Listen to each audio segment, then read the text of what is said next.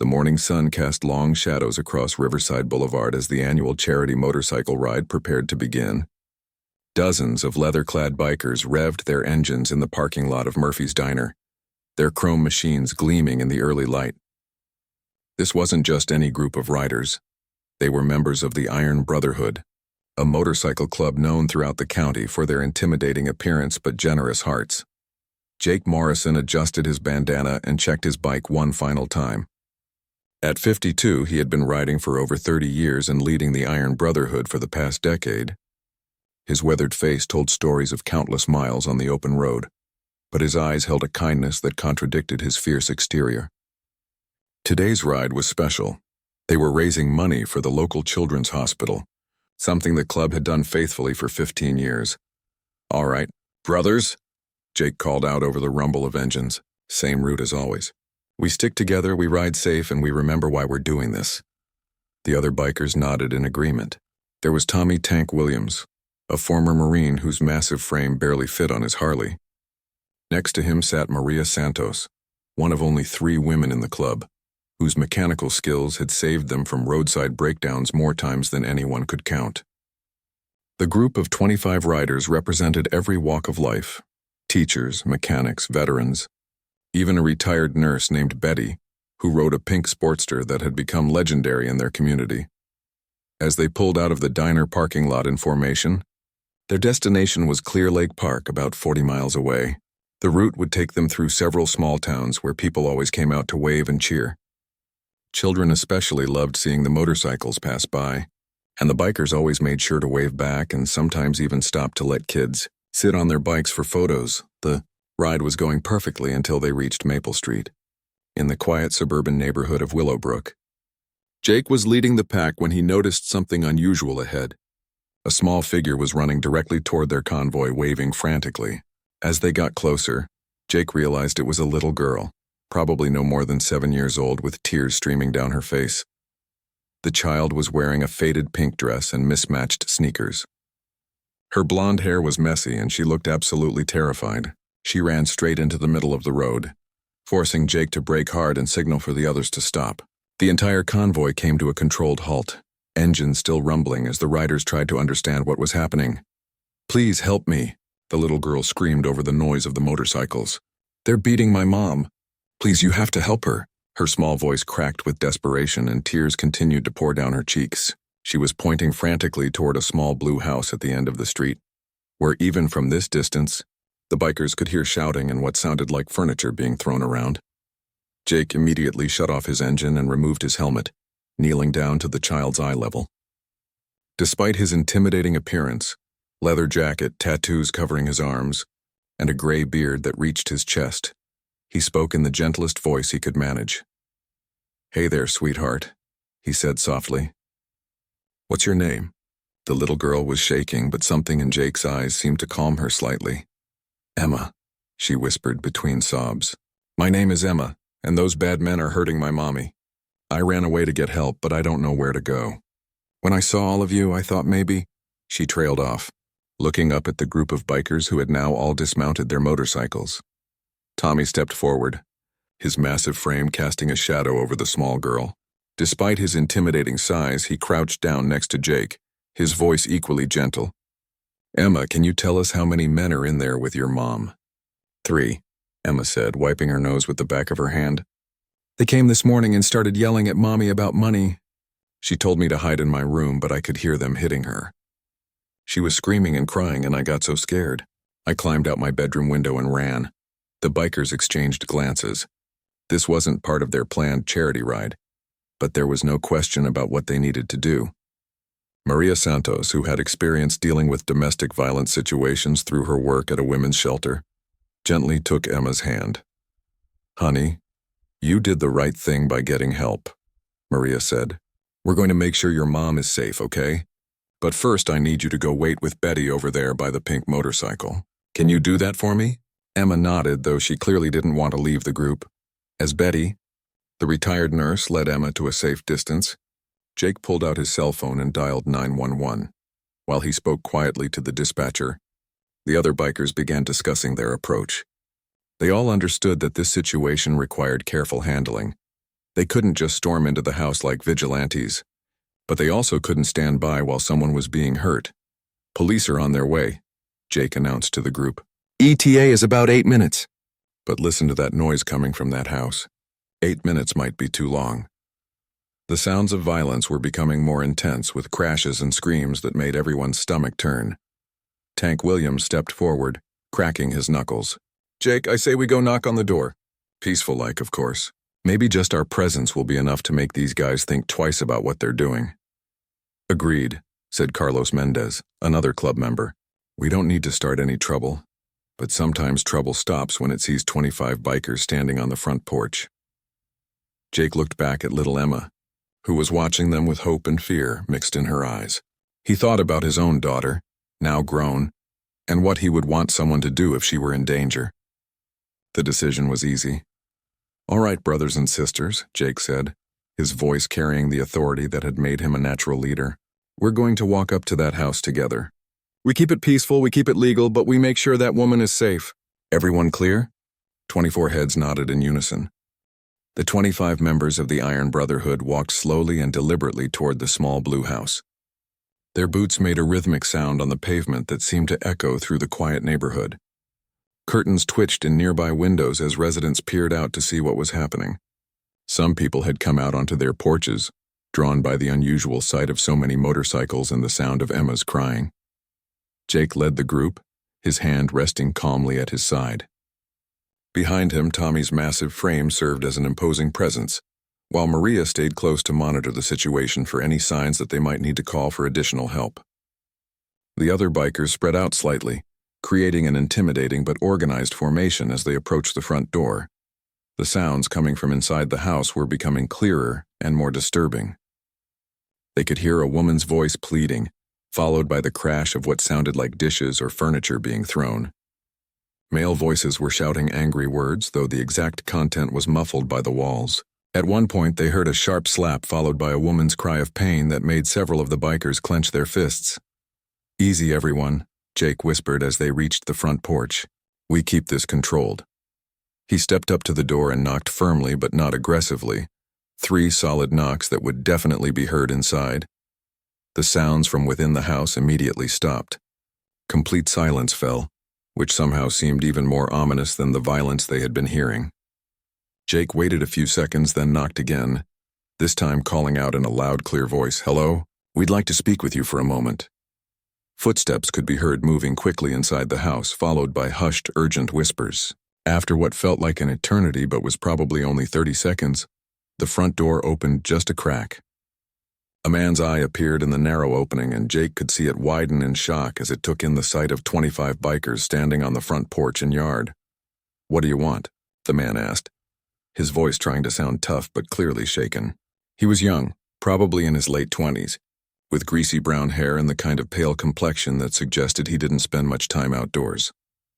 "We want to make sure everyone in there is okay," Jake replied calmly. "A little girl came running out of this house saying someone was being hurt. We're just concerned neighbors. Everything's fine," the man said quickly. "Just a family discussion. Nothing to worry about. You can move along now." But even as he spoke, the bikers could see a woman in the background of the house. She was partially hidden behind a wall, but they could make out blonde hair similar to Emma's and what appeared to be blood on her white shirt. Her face was turned away, but her body language screamed fear and pain. Tommy stepped forward, his massive presence making the door seem even smaller. "Friend, we'd feel a lot better if we could just see that the lady is okay. Would you mind asking her to come to the door?" "She's fine," the man insisted, but his voice was getting higher with panic. "Look, I don't know who you people think you are, but you need to leave. This is private property." That's when they heard another male voice from deeper in the house, clearly agitated. "Who's at the door, Rick?" "Get rid of them." This was followed by what sounded like someone being shoved, and a woman's quiet whimper of pain. Maria couldn't contain herself any longer. "Ma'am?"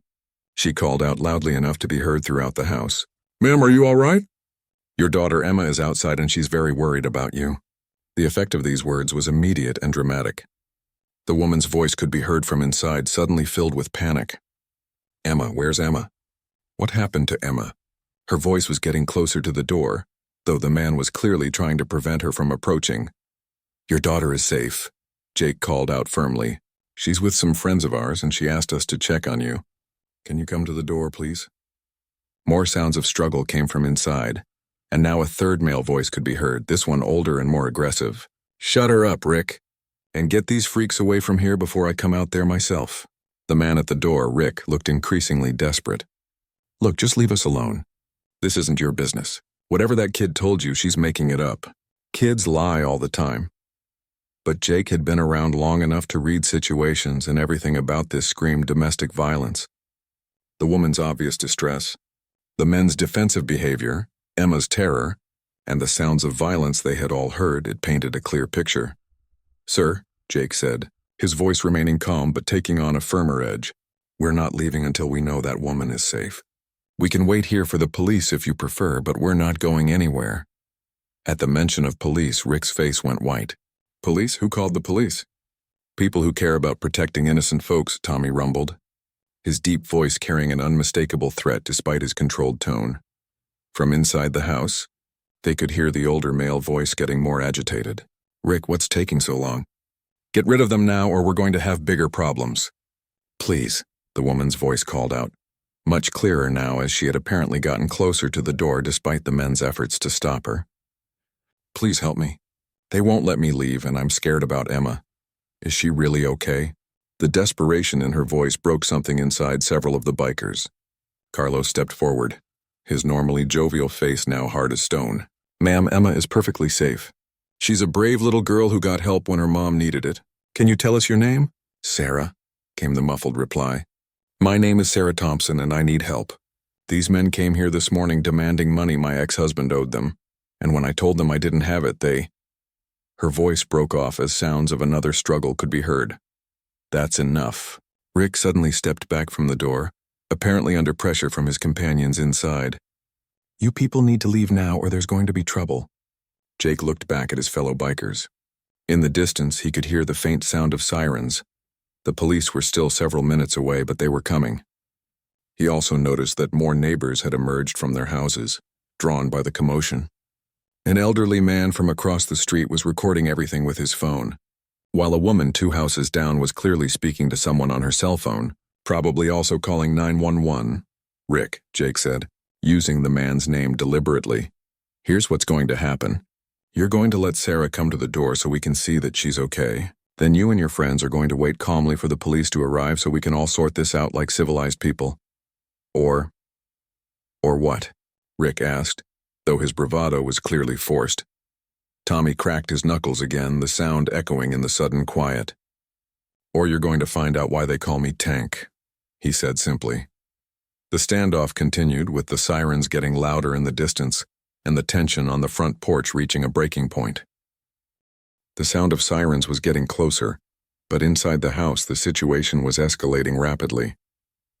The bikers could hear furniture being moved around, angry whispers, and what sounded like someone being forced to move against their will. Rick's face had gone from pale to completely white, and sweat was beginning to bead on his forehead despite the cool morning air. "Please," Sarah's voice called out again, this time with more urgency. "They're trying to take me out the back door. Emma, if you can hear Mommy, I love you so much." That was all Jake needed to hear. He stepped back from the door and spoke quietly but firmly to his club members. "Tank, Carlos, Maria, go around back. Don't let anyone leave that way. Everyone else, we're going in." "Jake," Maria said quickly, "wait for the police." "We can't. That woman is about to disappear," Jake interrupted. "And little Emma is going to lose her mother forever if we stand here and follow rules while criminals don't." He looked back toward where Emma was waiting with Betty, still watching everything with terrified eyes. "I've got a daughter too. I know what I'd want someone to do." Rick apparently heard enough of this conversation to realize what was happening. He slammed the door shut, and immediately the bikers could hear the deadbolt being turned and what sounded like furniture being pushed against the door. "Tank." Carlos and Maria quickly jogged around to the back of the house, their heavy boots making quick work of the distance. Within seconds, they were radioing back through their handheld walkie-talkies that they could see 3 men trying to force a blonde woman out the back door toward a beat-up sedan parked in the alley. "She's fighting them." Tank's voice crackled through the radio. "But they're dragging her. We need to move now." Jake didn't hesitate. "Tommy, help me with this door." The two men put their shoulders against the front door and pushed. The door was solid, but it was also old, and the frame wasn't designed to withstand the combined force of two large men who had been doing physical labor their entire lives. The door gave way with a loud crack, sending the small table that had been pushed against it sliding across the floor. Jake and Tommy stumbled into the small living room, followed immediately by the other bikers. The inside of the house told a story of violence and struggle. Furniture was overturned, picture frames were broken on the floor, and there were drops of blood on the carpet. The bikers moved quickly through the house toward the back door, where they could hear shouting and the sound of a car engine starting. They burst through the back door just as Tank was pulling Sarah away from the three men. She was clearly injured. Her lip was split, she had a black eye that was already swelling, and her white shirt was torn and stained with blood. But she was conscious and fighting, which was more than they had hoped for. "Let her go," the older man shouted. He was in his 50s with gray hair and the kind of hard face that suggested he'd been in more than his share of fights. "This is between us and her family. It's got nothing to do with you bikers." "Actually," said Carlos, who had positioned himself between the men and their car, "it became our business the minute you hurt a child's mother." His normally friendly demeanor was completely gone, replaced by something much more dangerous. The third man, who appeared to be the youngest of the group, was frantically trying to start the sedan. The engine was turning over but not catching, and his panic was making him flood the engine. Come on," he muttered, pumping the gas pedal desperately. Meanwhile, Sarah had collapsed against Tank's massive frame, her legs barely able to support her weight. "Emma," she whispered, "is Emma really safe?" "She's safe, ma'am," Tank assured her gently, his voice a stark contrast to his intimidating appearance. "She's with our friends, and she's been asking about you every minute." The older man reached into his jacket, and immediately every biker tensed. Jake stepped forward, his hand moving to his belt where he kept a large folding knife that he used for utility purposes. "I wouldn't do that if I were you, friend." "You have no idea who you're messing with," the man snarled. "We work for people who don't like being interrupted. This woman's ex-husband owes us $50,000, and she's going to help us get it whether she wants to or not." "Over my dead body," Tank growled, his protective instincts fully engaged. He had served 3 tours in Afghanistan and had seen enough innocent people hurt by bullies and criminals. Sarah reminded him of his own sister, who had been in an abusive relationship years ago. That's when the police sirens became very loud and very close. The sound of multiple patrol cars could be heard turning onto the street, and the younger man in the car finally got the engine started. But Carlos was ready for this. He calmly walked over to the vehicle and with one swift motion, reached through the open driver's window and turned off the ignition, pocketing the keys. "Going somewhere?" he asked with a smile that didn't reach his eyes. The police arrived at exactly the right moment, flooding into the backyard with weapons drawn, but quickly assessing that the bikers had the situation under control. Officer Jennifer Walsh, a 15-year veteran of the force, took one look at the scene and immediately called for an ambulance. "Everyone step back," she commanded. Though her tone was professional rather than aggressive, she could see that the bikers were protecting the injured woman rather than threatening anyone. "Ma'am, are you all right? Do you need medical attention?" Sarah tried to stand on her own but swayed dangerously. Maria immediately stepped forward to support her. "Officer, this woman has been beaten and needs medical care. These 3 men were trying to kidnap her when we intervened."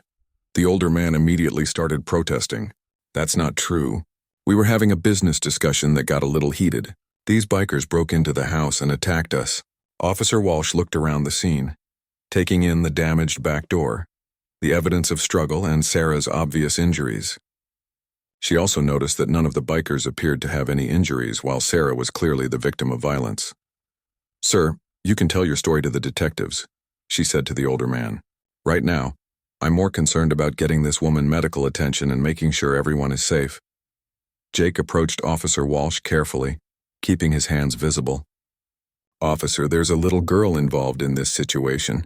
Her name is Emma, and she's the one who came to us for help. She's waiting with one of our members. Where is she now?" Officer Walsh asked, her demeanor softening immediately at the mention of a child. "Safe," Jake assured her. "With our friend Betty, away from all this violence. But she's been asking about her mother constantly." Sarah's head snapped up at this. "Can I see her?" Please, I need to see Emma. I need to know she's okay. Officer Walsh looked at Sarah's injuries and then at the 3 men who were now being handcuffed by other officers. Let's get you checked out by the paramedics first, ma'am. Then we'll bring your daughter over, okay? The ambulance arrived within minutes, and paramedics immediately began treating Sarah's injuries. She had a concussion, several bruised ribs, and multiple cuts and bruises, but thankfully nothing appeared to be life-threatening. As they worked on her, Officer Walsh took statements from the bikers and began piecing together what had happened. Meanwhile, Betty had been doing her best to comfort Emma, who was becoming increasingly anxious as she watched all the police cars and the ambulance. The little girl had been remarkably brave, but the stress of the situation was beginning to show. She kept asking the same questions over and over. Is my mommy okay? When can I see her? Are the bad men gone? Honey, Betty said gently, kneeling down beside Emma next to her pink motorcycle. Your mommy is hurt, but the nice paramedics are taking very good care of her. And those men can't hurt anyone anymore because the police have them. Emma wiped her eyes with the back of her hand. I was so scared. I heard Mommy screaming and I didn't know what to do. I thought about calling 911, but they broke our phone. So I just ran. Betty's heart broke for this brave little girl. She had been a pediatric nurse for 30 years before retiring, and she had seen too many children in situations like this. You did exactly the right thing, sweetheart. You were very smart and very brave to get help for your mommy. Officer Walsh approached them carefully, not wanting to frighten Emma any further. Hi there, she said with a warm smile. You must be Emma. I'm Officer Walsh. I've been talking to your mommy and she really wants to see you. Emma's face lit up for the first time since the ordeal began. Really? Is she okay? Can I hug her? She's hurt, so we have to be gentle, Officer Walsh explained. But yes, you can definitely hug her. Would you like that? Emma nodded enthusiastically, and Betty took her hand to walk her over to where Sarah was sitting in the back of the ambulance. The reunion between mother and daughter brought tears to the eyes of every person watching. Sarah, despite her injuries and obvious pain, gathered Emma into her arms and held her tight. Oh, baby, Sarah whispered, her voice thick with emotion. I'm so sorry you had to go through that. You were so brave, Emma, so incredibly brave. I got help, Mommy, Emma said proudly. I found these nice people on motorcycles, and they saved you from the bad men. Sarah looked up at the group of bikers who were standing respectfully nearby, giving the family space but close enough to show their support. Her eyes filled with tears as she realized what these strangers had done for her and her daughter. I don't know how to thank you, she said to Jake, who stepped forward as the group's spokesman. You saved our lives. If you hadn't been here, any decent person would have done the same thing, Jake replied, though his gruff voice betrayed his emotion. Your daughter is a hero. She's the one who saved you by being brave enough to ask for help. Detective Mike Rodriguez arrived on the scene and began conducting more detailed interviews. As the story unfolded, it became clear that Sarah's ex-husband had indeed owed money to some very dangerous people. He had disappeared 3 months ago, leaving Sarah and Emma to face the consequences of his gambling debts. These men have been harassing me for weeks, Sarah explained to the detective while holding Emma close. They would call at all hours, follow me to work, and show up at Emma's school.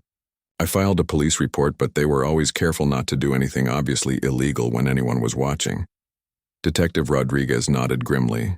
Ma'am, based on what we found in their car and their criminal histories, I can tell you that this situation could have ended very badly if these bikers hadn't intervened. We found zip ties, duct tape, and a detailed plan about how they were going to force you to help them locate your ex-husband. The 3 men were being charged with multiple felonies, including kidnapping, assault, burglary, and conspiracy. It turned out that Rick, the young man who had answered the door, had been arrested twice before for similar intimidation tactics. The older man, whose name was Vincent Caruso, had connections to organized crime and was already wanted on several outstanding warrants. As the legal proceedings continued, something unexpected began to happen. The neighbors who had witnessed the events started approaching the bikers to thank them. Mrs. Henderson from across the street brought them bottles of water. Mr. Lopez, from 2 houses down, insisted on shaking each of their hands. Even the teenagers who normally would have been intimidated by the leather-clad bikers were treating them like heroes. You know, said Mrs. Henderson to Jake, I've always been a little nervous when motorcycle groups came through our neighborhood. I guess I watched too many movies about biker gangs. But seeing what you did today, well, it changes everything. Jake smiled at her. Ma'am, most of us are just regular folks who happen to ride motorcycles. We're teachers and mechanics and veterans and retirees. We just believe in looking out for each other and helping when we can. Emma, who had been staying close to her mother during all the official business, suddenly broke away and ran over to Jake. She tugged on his leather jacket until he knelt down to her level. "Thank you for saving my mommy," she said seriously. "You're like a superhero, but with a motorcycle instead of a cape." Jake's tough exterior cracked completely at these words. "You're welcome, sweetheart. But remember, you're the real hero here. You're the one who was brave enough to get help when your mom needed it." Emma thought about this for a moment, then smiled. "Can I sit on your motorcycle?" Jake laughed, the first genuine laugh anyone had heard from him all day. "I think we can arrange that. But first, let's make sure your mom says it's okay." Sarah, despite everything she had been through, managed to smile as well. "I think that would be fine, as long as you're very careful." As Jake lifted Emma onto his Harley-Davidson, explaining all the different parts and letting her pretend to steer, the other bikers gathered around. Tank took pictures with his phone, while Maria made sure Emma was safe. Carlos started telling her jokes to make her laugh, and Betty continued to fuss over both Emma and Sarah like the grandmother she had always wanted to be. The scene was completely different from how the day had started. What had begun as a routine charity ride had turned into something much more meaningful. The bikers had not only saved a woman and child from a dangerous situation, but they had also changed how an entire neighborhood viewed them. 2 weeks after the incident, Sarah sat in the office of Victim Services Coordinator Linda Chen, holding a cup of coffee that had long since gone cold. Her physical injuries were healing well. The black eye had faded to a yellowish purple, and her ribs only hurt when she laughed too hard, which Emma had been making her do more often lately. "The district attorney is very confident about the case," Linda explained, reviewing the thick file on her desk. "All 3 men are being held without bail. Vincent Caruso alone has enough charges to put him away for 20 years, and that's before we add the federal charges for crossing state lines to commit kidnapping." Sarah nodded, though part of her still couldn't believe it was really over. "What about my ex-husband? Are they still looking for him?" "The FBI has taken over that investigation," Linda said. "Apparently, Richard's gambling debts were just the tip of the iceberg. He was involved in a much larger money laundering operation. But here's the important thing, Sarah. You and Emma are completely safe now. These particular men will never bother you again." Despite the good news, Sarah felt overwhelmed by all the legal proceedings and paperwork. She had missed 2 weeks of work at the dental office where she worked as a hygienist. And although her boss had been understanding, money was tight. The house needed repairs from the damage caused during the break-in, and Emma was having nightmares that required therapy sessions they couldn't really afford. That's when Linda smiled and pulled out another folder. "Actually, there's something else I wanted to discuss with you. Do you remember Jake Morrison, the leader of the motorcycle club that helped you?" "Of course," Sarah said, her face brightening. "I think about those bikers every day. I still can't believe they stopped their charity ride to help us. Well, it turns out their charity work extends beyond just their annual hospital fundraiser," Linda continued. "Jake called me yesterday.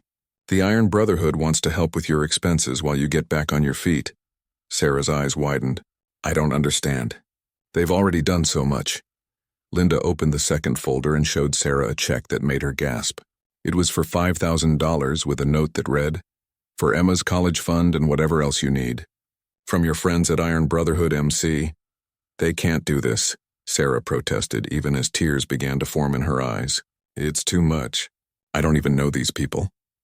"Actually, you do know them," Linda said gently. "And they know you. Jake told me that Emma reminds him of his own daughter at that age. And Tank said that helping your family was the most important thing he's done since leaving the military. They want to do this, Sarah." Before Sarah could respond, there was a knock on Linda's office door. Through the window, Sarah could see a familiar figure in a leather jacket. "I hope you don't mind," Linda said with a smile. "But I asked Jake to stop by today. There's something else he wants to discuss with you." Jake entered the office looking somewhat uncomfortable in the formal setting, but determined to say what he had come to say. He had traded his usual bandana for a baseball cap, and his gray hair was neatly combed, but he was still unmistakably the same man who had knelt down to comfort a frightened little girl 2 weeks ago.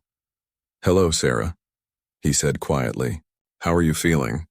"Much better, thanks to you and your friends," Sarah replied. "But Mr. Morrison, Jake, I can't accept this money. You've already done more than enough." Jake sat down in the chair next to her, his weathered hands clasped together. "Sarah, can I tell you something about my daughter?" Sarah nodded, curious where this was going.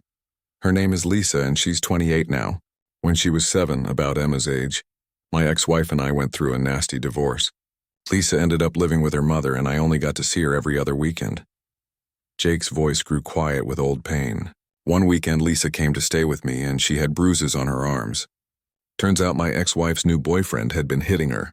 Sarah's breath caught, understanding immediately why this situation had affected Jake so deeply. "I handled it the wrong way," Jake continued. "I was young and angry, and I went over there and beat the hell out of that guy. Ended up in jail for assault, lost my visitation rights for 6 months, and Lisa suffered even more because of my mistakes." He looked directly at Sarah. "What happened with you and Emma gave me a chance to do things the right way, to help instead of just getting revenge. You gave me that gift, and I want to give something back." Sarah wiped away a tear that had escaped down her cheek. "What happened to Lisa? Is she okay now?" Jake's face brightened considerably. "She's wonderful. She's a teacher, married to a good man, and they just had their first baby, my grandson." He pulled out his phone and showed Sarah a picture of a chubby baby boy with Jake's same blue eyes. "Lisa and I worked through all our old problems, and now she's one of my best friends. But it took years to get there, and I never want another child to go through what she did." The office was quiet for a moment as both Sarah and Linda absorbed Jake's story. "There's one more thing," Jake said, reaching into his jacket pocket. "The club voted, and we want to make you and Emma honorary members of the Iron Brotherhood." He pulled out 2 small patches, each bearing the club's logo, a stylized motorcycle surrounded by wings. One was adult-sized and the other was clearly made for a child. "Now, before you say anything," Jake continued quickly, "this doesn't mean you have to ride motorcycles or attend meetings or anything like that. It just means that you're family now, and family looks out for family." Sarah took the patches with trembling hands. The craftsmanship was beautiful, with intricate embroidery and careful attention to detail.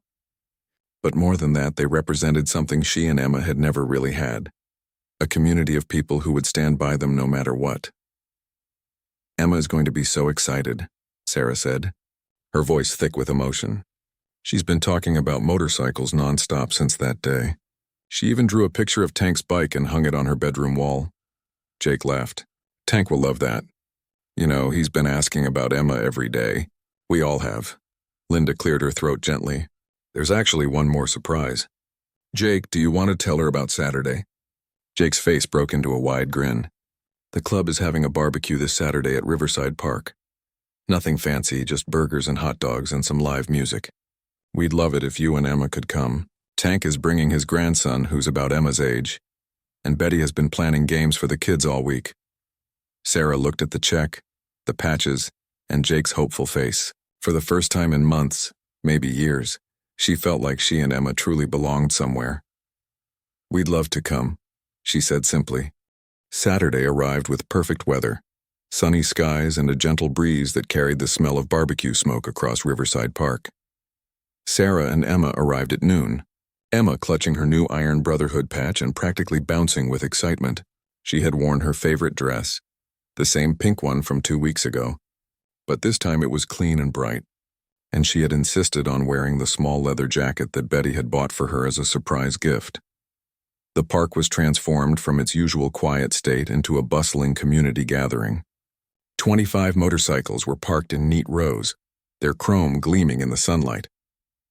Picnic tables were covered with red and white checkered tablecloths, and the smell of hamburgers and hot dogs filled the air. Children were running around playing games while adults clustered in small groups talking and laughing.